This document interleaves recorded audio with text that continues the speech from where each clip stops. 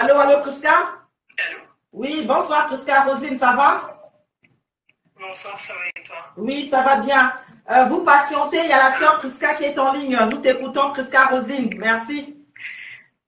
Bonsoir à tout le monde déjà et merci à tous ceux qui sont connectés, qui suivent ton live. Moi, je voulais intervenir en fait par rapport à l'histoire des hommes de Dieu. Homme de Dieu. Oui. En fait, juste un conseil, il faut que les gens arrêtent de confier leur vie ou de confier leur avenir à des personnes qui sont autres que eux-mêmes. Je m'explique.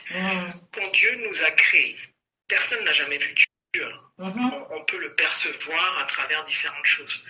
Quand Dieu a décidé de faire venir un enfant, il a confié cet enfant à un père et une mère. D'accord? Et les deux sont responsables de cet enfant jusqu'à sa majorité. Ils doivent lui donner tous les instruments, tous les moyens possibles pour que ce soit un adulte responsable. À partir du moment où on est adulte, nous sommes responsables de notre vie. Donc les histoires de dire oui, les hommes de Dieu, il faut suivre les hommes de Dieu, il faut absolument arrêter avec cette bêtise-là. Il faut arrêter. Les pasteurs, ainsi de suite. Un pasteur à la base, c'est quoi? Un pasteur, c'est un berger. Et un berger, c'est quelqu'un qui garde un troupeau d'animal. Quand on garde un troupeau, ça veut dire que ce troupeau, on en est responsable. On doit les mettre en sécurité parce qu'il y a des bêtes sauvages. On doit leur donner à manger. On doit leur donner à boire. On doit les soigner. C'est ça un berger, c'est ça un pasteur. Bravo. Quand on regarde les pasteurs aujourd'hui, est-ce qu'ils répondent à cette définition-là? Que chacun se pose cette question, qu'on soit dans l'église catholique, qu'on soit pentecôtiste, protestant ou autre, il faut qu'on se pose sincèrement cette question. Ces pasteurs, quel est le modèle qu'ils représentent dans notre vie? Est-ce qu'ils nous apportent quelque chose? Ce qu'ils nous apportent, est-ce que c'est positif pour nous ou est-ce que c'est négatif?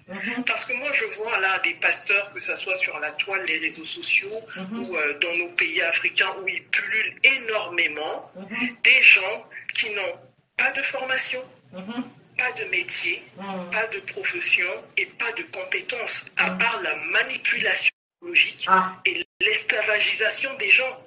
C'est des personnes au crochet de leurs fidèles. Est-ce qu'on trouve cela normal? Est-ce qu'on peut croire quelqu'un comme ça? Est-ce qu'on peut donner du crédit à une telle personne? Soyons honnêtes avec nous-mêmes. Soyons honnêtes avec nous-mêmes. Je sais que globalement, je vais dire en sango, il y a Zuvuko. Il y a Zuvuko parce que tu as un Namunju, peut-être à bloquer live. Il y a Zuvuko. C'est prouvé scientifiquement qu'on a un penchant énorme pour tout ce qui est fantastique, qui relève du surnaturel. Mais il faut qu'on en prenne conscience et que chacun devienne de plus en plus objectif dans sa vie. Bravo. Et ça passe par l'instruction. Il faut lire, il faut regarder des émissions intéressantes. Ils n'aiment pas lire. Pas des émissions où les gens se déshabillent à longueur d'émissions, non. Ils n'aiment pas lire. Instruisons-nous. Instruisons-nous. Il y a des pasteurs qui ne représentent rien. Et les gens passent leur temps à les suivre. Tu prends ton salaire, tu vas donner 10% à un pasteur, mais il t'apporte quoi dans ta vie? Rien. À part te donner la peur. La Bible, ce n'est pas la peur. Non. La Bible, c'est l'espoir. C'est la motivation. Bravo. C'est la volonté de se battre, de s'en sortir. Bravo. C'est ça qui est dans la Bible. Bravo. C'est ça qui est dans les Écritures saintes. Alors moi, je ne comprends pas pourquoi les gens suivent bêtement des propagateurs de peur, en fait. Ah ben oui. Eh ben oui. Bravo. Parce qu'on les appelle aujourd'hui Dieu et des hommes de Dieu. Je suis désolé, il n'y a pas d'hommes de Dieu. Il y a Dieu, mais il n'y a pas d'hommes de Dieu. Il y a des hommes, mais il n'y a pas d'hommes de Dieu. Et quand on dit homme, par définition, c'est imparfait. Marcel, il sourit. Ouais. C'est imparfait. Seul Dieu est parfait. Amen. Du regard des hommes, Dieu fait des imperfections. Parce que nous, les hommes, on passe notre temps à être mécontents. Il pleut aujourd'hui, on est mécontent parce qu'on veut qu'il y ait du soleil. Quand il y a du soleil à 40 degrés, on est mécontent parce qu'on trouve qu'il fait trop chaud. Regardons-nous sincèrement nous-mêmes et ne blâmons pas les autres. Quand ces gens-là viennent parler, ils vivent à nos crochets.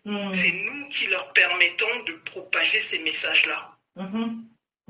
Je préfère encore suivre un pasteur dans une méga church américaine parce que eux, ils montrent vraiment le chemin de la vie aux gens. Ils forment des gens. Dans leur méga church, il y a des écoles pour apprendre aux gens c'est quoi le mariage, c'est quoi respecter les parents, c'est quoi gérer son budget, c'est quoi économiser, c'est quoi être actif.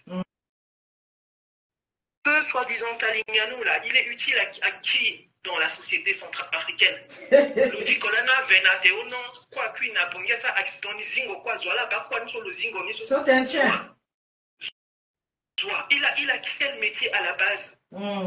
Parce que quand on dit prêtre ou abbé dans l'église catholique, oui, ça c'est leur métier, ils perçoivent un salaire. En dehors de ça, les pasteurs, ils ne font pas 100% à l'église. Quel est leur métier de base? Je préfère suivre un pasteur qui est trader.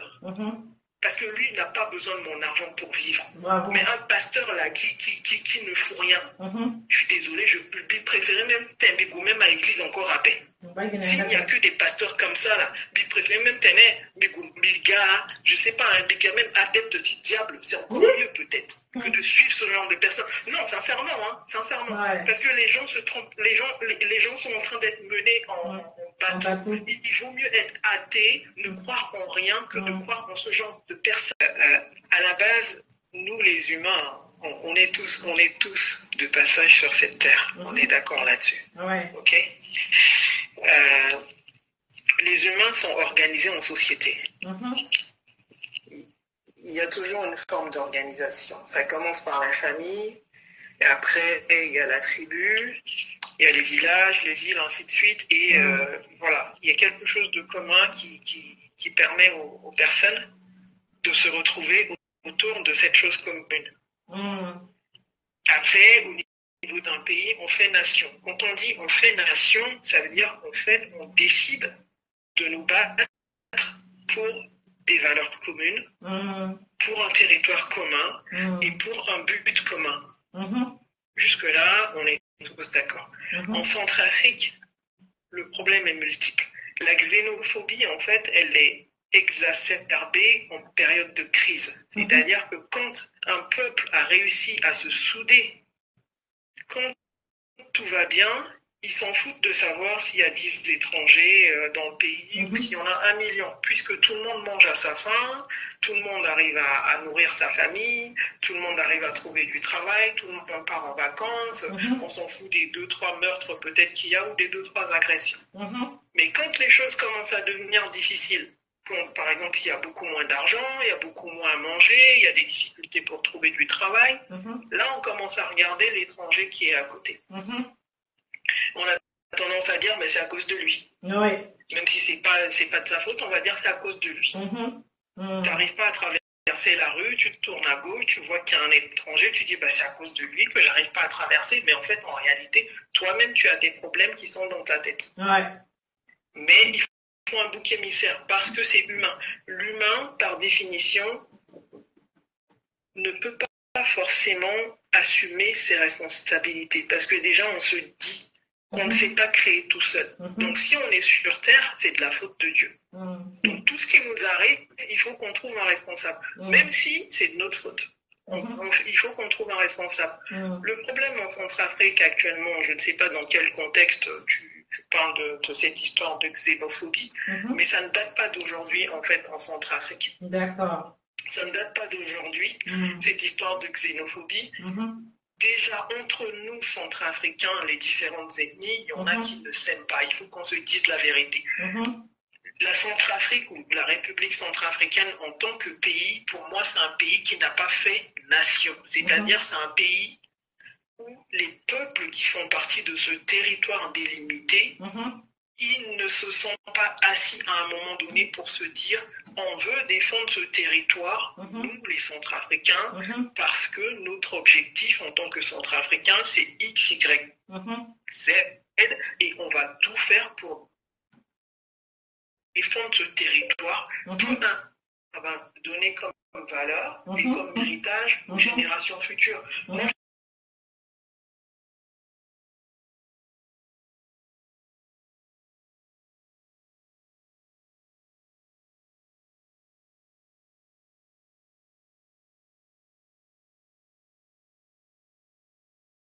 encore. Et pourquoi je suis là? Il faut dire la vérité. Les ethnies, on se côtoie comme ça, mais dès qu'il faut se mettre ensemble pour faire quelque chose, nous sommes dans la méfiance. On ne peut pas construire une nation en étant dans la méfiance. Voilà. Et les étrangers qui arrivent, parce que au-delà de tout ça, de ces défauts que j'ai cités, les Centrafricains sont très hospitaliers. Bravo. Ils sont très accueillants. Et il y a un côté, malheureusement, qui nous nuit. Nous sommes très naïfs dans notre hospitalité. Et nous avons toujours tendance à favoriser l'étranger par rapport à notre frère qui est à côté de nous, qui souffre avec nous, qui vient nous voir quand on a perdu notre oncle ou notre tante ou notre grand-mère, qui nous aide à préparer le goudja, le gozo pour tout ce monde-là. Dès qu'il faut donner, par exemple, un marché pour que le voisin soit élevé et peut-être que son fils arrête de voler dans le quartier, on préférerait donner le marché à un étranger. Et une fois que cet étranger a fini de se faire des couilles en or, excuse-moi du terme, on cherche à l'abattre. Il y a une part de responsabilité dans cette histoire de xénophobie qui ne peut pas favoriser le développement du pays. Il faut qu'on se dise la vérité. D'accord. Mais à la base, qui a instauré cette xénophobie si ce n'est pas nous? C'est nous-mêmes qui avons instauré cela, c'est nous-mêmes qui favorisons cela. On préfère privilégier celui qui vient de l'extérieur et une fois qu'il a suffisamment pris du galon, les ailes, il se déploie. Quand il commence à nous chicoter, on n'est pas d'accord. Mais soyons sérieux. Soyons sérieux. Aujourd'hui, moi j'entends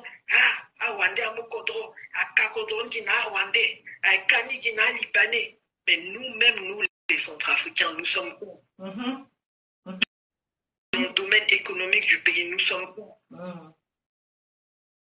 Où sont les groupes centrafricains qui emploient 1000 personnes, 5000 personnes, 10 000 personnes pour reverser les impôts au trésor public? Ils sont où? Question. Bravo. Ils sont où les investisseurs centrafricains qui ont pignon sur rue? Où sont les milliardaires? Les millionnaires? Je ne les vois pas parce que il faut qu'on revienne à la base. Et ça, cette partie-là, ça compte pour la Centrafrique, mais ça compte aussi pour toute l'Afrique. Nous, les peuples africains, on passe notre temps à brailler sur les réseaux sociaux. Oui, nos dirigeants sont corrompus, ils travaillent pour des dirigeants étrangers. Hé les gars, toutes les personnes travaillent pour qui vous paye. Nous sommes dans des sociétés, on travaille pour qui nous verse le salaire à la fin du mois. Commencez par créer des entreprises en Centrafrique à payer des impôts. Vous allez voir si le président ne va pas vous écouter. Bravo. Vous pensez que le MEDEF fait pression sur Macron, pourquoi? Parce que le MEDEF pèse un certain milliard d'euros en termes de recettes fiscales. Wow. Vous voulez tenir un président par les couilles? Créer des sociétés, payer des impôts, vous allez voir s'il ne vient pas vous lécher les potes. Wow. Oui. Et quand nous-mêmes, on n'est pas sur le terrain économique et qu'on laisse ce terrain économique à des étrangers, vous pensez qu'un président, il va faire quoi? Même avec toute la bonne volonté du monde, il va faire quoi? Vous, le peuple, vous ne créez rien. Bravo. Les étrangers viennent créer pour qu'ils puissent au moins avoir un peu et payer les fonctionnaires ou autres. On va faire quoi? Il va rester là, on va crier abat tel pays, abat les étrangers. Oui, il faut chasser tous les étrangers. Bon, une fois qu'on les a chassés, on fait comment? Question. On fait comment? Dolipa ni Isato, ils vont nando. Bravo. Donc, avant de dire oui, les étrangers ceci, regardons notre propre comportement qui a permis à ces étrangers de poser les actes qu'ils posent chez nous. Aujourd'hui. Parce qu'aujourd'hui, on crie oui, mon petit ça soit paix, mon Gabon, mon petit ça soit paix, mon na Congo, mon petit ça soit paix. Mais pourquoi nous, chez nous, les gens font ça et nous, on ne bouge pas? Pourquoi on ne fait pas barrage déjà au plus bas niveau? À commencer déjà même des fois par l'administration. Bravo. Vous pensez que c'est Macron qui traite les dossiers, par exemple, de droit de la retraite, de demande de nationalité française, de tout ça? Vous pensez que c'est Macron qui traite ça? C'est même pas lui. Ce sont ses ministres, c'est même pas eux. Vous pensez que ce sont ces directeurs de cabinet? Non. C'est un agent lambda dans une administration lambda, c'est-à-dire un Français connu au bataillon. Il se dit, moi, mon devoir en tant que Français, le poste qu'on m'a donné, je dois faire ci, je dois faire ça. Et il le fait. Bravo. En Centrafrique, pourquoi on ne le fait pas? Bravo. En fait, on ouvre toutes les portes. On met l'autoroute, on dit à l'étranger, allez, vas-y, les péages, il n'y a pas de péage. Il y a les péages, mais considère qu'il n'y en a pas. Tu peux rouler à 200 à l'heure. Il roule à 200 à l'heure, il a tué 10 personnes, ils l'ont eu dès qu'on va à l'ophase, ça sert à quoi? Bravo. Pourquoi il n'y avait pas les contrôleurs au niveau des guérites alors qu'ils sont censés être là? C'est à nous de protéger notre pays, c'est pas à un président. Un président, il passe, le peuple reste, le pays reste. Demain, on ne pourra pas venir dire oui, le président ceci. Là. Il y en a combien qui sont passés avant lui? Et il y en aura encore beaucoup après lui. Exactement. Si on se focalise sur une personne, on n'avancera pas. Quelle est notre mission? Quelle est notre mission pour la Centrafrique? Ce pays qui nous a tout donné. Il ne faut pas qu'on se trompe. Ce pays nous a tout donné. Ceux qui disent, par exemple, que oui, ce pays ne m'a rien donné, ce pays ne m'a rien fait. Attention, ce pays vous a donné vos grands-pères, vos aïeux, vos pères et vous. Bravo. Faites attention. Parce que quand on dit quelque chose, ça finit par se réaliser. Ceux qui disent, oui, guerre, c'est à force de le dire. Parce que tout ce que tu dis, l'univers le prend et travaille en ce sens. Bravo. Pourquoi les Américains disent toujours, God bless America? Parce qu'à force de le dire, ça rentre dans les têtes et l'univers le prend et travaille avec. Amen. Bravo. Si tout le temps on dit Centrafrique, à force de répéter les choses, c'est scientifiquement prouvé. Quand tu répètes une phrase au-delà de 20 fois, ton cerveau finit par l'enregistrer et ton esprit va se comporter comme ce que tu as dit. Donc si aujourd'hui, tous les jours, tu dis 21 fois « je suis riche, je suis riche, je suis riche », à un moment donné, ton corps va dire « je vais tout faire pour que cette personne soit riche ». Bravo. Si chacun en Centrafrique dit « je dois défendre la Centrafrique », tu répètes ça 22, 23 fois par jour, à un moment donné, que tu le veuilles ou pas, ton comportement va aller en ce sens. C'est à nous de changer nos comportements. Et quand on a changé nos comportements, l'étranger, quand il se met en face de nous, même si Yugi Babara Bongo, quand il va nous voir, il va dire celui-là, il n'a rien dans la main pour me faire du mal, mais son regard me dit que je n'ai pas intérêt à faire n'importe quoi dans son pays. Bravo. Merci. C'est à nous d'imposer le respect. Le respect ne se quémande pas. Les étrangers, nous sommes tous des étrangers dans d'autres pays, qu'on soit en France ou ailleurs. On ne nous a pas chassés. Non. Dans les différents pays où on vit, il y a aussi la xénophobie. Partout. On parle des sans-papiers, on parle de rapatrier les gens. Mais à partir du moment où tu respectes les lois du pays où tu vis, peu importe les troubles, à moins de croiser le chemin d'un psychopathe, tu es en sécurité. Bravo. Soyons aussi acteurs de la sécurité chez nous, en termes de, on accueille les étrangers, mais montrons-leur qu'ils ne sont pas là pour faire n'importe quoi. Nous ne les détestons pas. Ils sont bienvenus chez nous, mais il y a des règles à respecter. Et ces règles, c'est aussi à nous de les incarner. Il ne faut pas qu'on fasse n'importe quoi, qu'on fasse les jeux.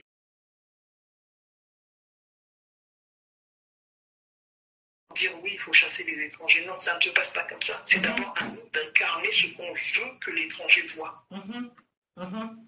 Mais la xénophobie, ça ne sert à rien en fait sur Terre.